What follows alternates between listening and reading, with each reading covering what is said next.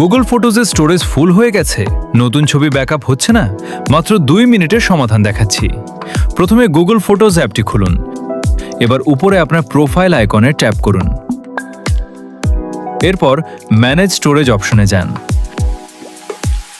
এখানে গুগল আপনাকে দেখাবে কোন কোন ছবি বা ভিডিও বেশি জায়গা নিচ্ছে, যেমন বড় ভিডিও, ঝাপসা ছবি বা অপ্রয়োজনীয় ফাইল। এখানে গুগল আপনাকে দেখাবে কোন কোন ছবি বা ভিডিও বেশি জায়গা নিচ্ছে, যেমন বড় ভিডিও, ঝাপসা ছবি বা অপ্রয়োজনীয় ফাইল। যেগুলো আপনার দরকার নেই সেগুলো নির্বাচন করে ডিলিট করুন।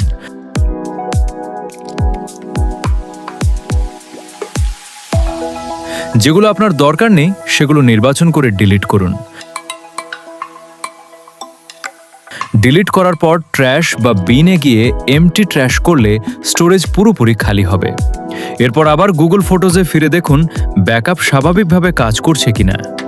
একটা গুরুত্বপূর্ণ বিষয়, যে ছবি বা ভিডিও দরকার সেগুলো মুছে ফেলবেন না, আগে ভালো করে দেখে নিন। এই ভিডিওটি যদি আপনার কাজে লাগে তাহলে একটি লাইক করুন।